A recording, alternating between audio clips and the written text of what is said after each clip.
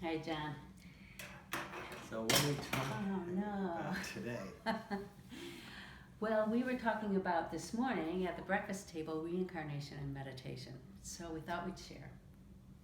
Okay, so we should think about what reincarnation means and to what extent it's been proven or not proven, I suppose. You know, and on the one hand, there's evidence that reincarnation does exist.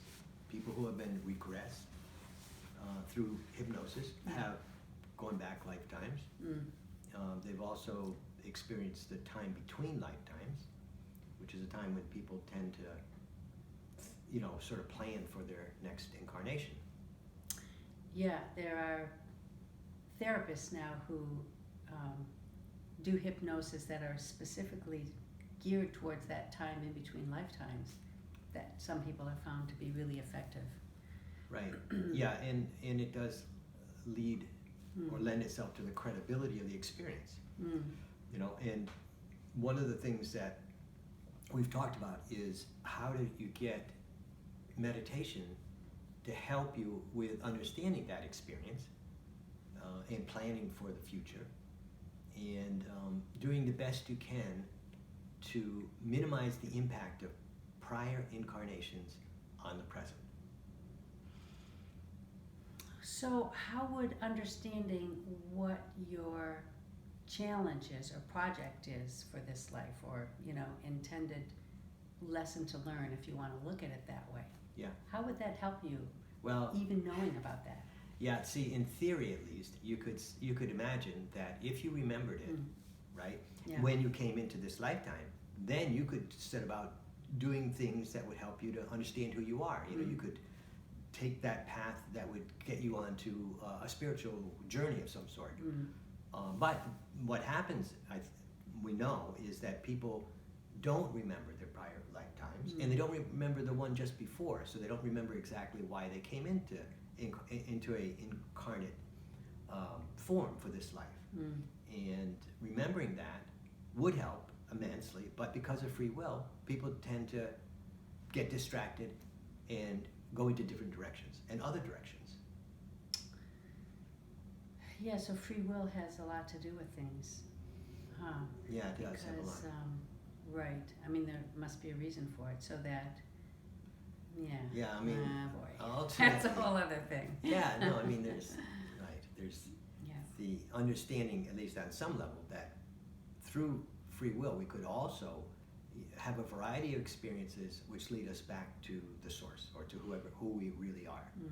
You know, and that's where the idea of meditation comes in, because what we know sort of from a variety of sources is that meditation is one of those tools that helps people to understand better from the inside who they really are.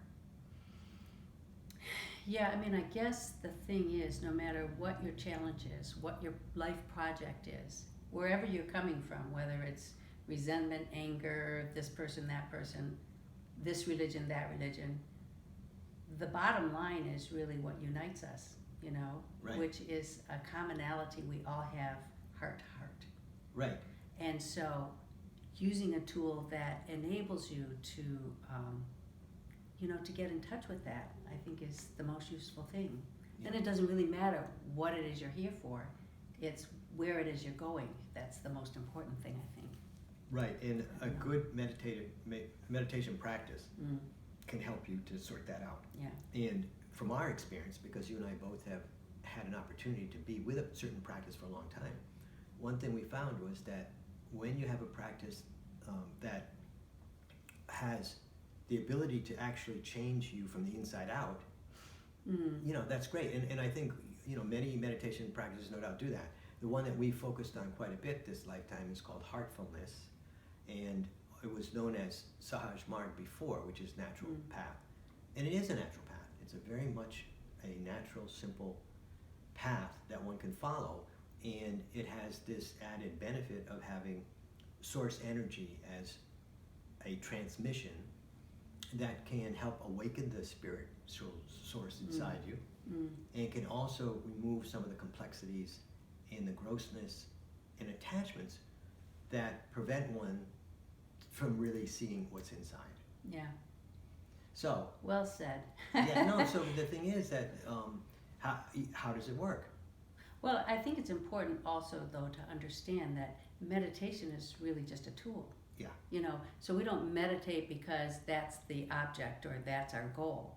It's just a tool to bring us someplace, and that's why there are so many tools available. Yeah. And it's important to find a tool that works for you.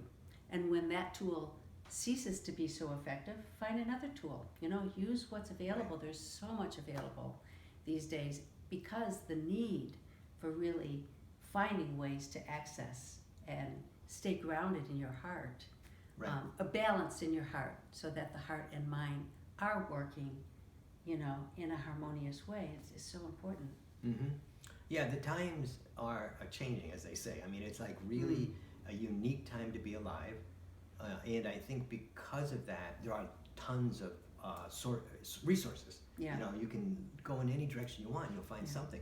There is an underlying theme, though, and one of the themes is that meditation, regardless of what practice, is a good tool. Yeah. You know, it's a really good tool for shifting from looking outside all the time to looking inside. Yeah. And inside is where the connection to the source is. The source is light and love. As we connect to it, we can experience that light and love, and we can even become that.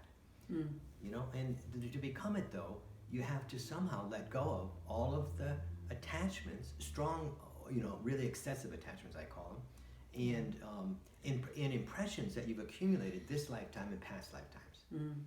You know, so Yeah, it's a challenge because, boy, it's really easy to think what you think is really the only way it is. And what do you mean? well, I mean, so for instance, if I think that you know, my neighborhood should look like this, Yeah. or my church should look like this, or my belief system says this is good and this is not good. Yeah. I mean, is that really true? No. To what extent? Yeah, exactly. And is it willing? Yeah. Well, so I think the only way you can get to an answer about that is to meditate in a way that you keep going in deeper and deeper, and that means letting go of those assumptions. You know, that I think I'm this, that I think that I believe that, because the mind will become more and more still. It will reflect the source inside you, which is this divine light inside, and that light isn't prejudice. It is just there. Yeah. I mean, I think that what it shows you is you get to a place where it's more obvious and more readily felt what unites us rather than what divides us.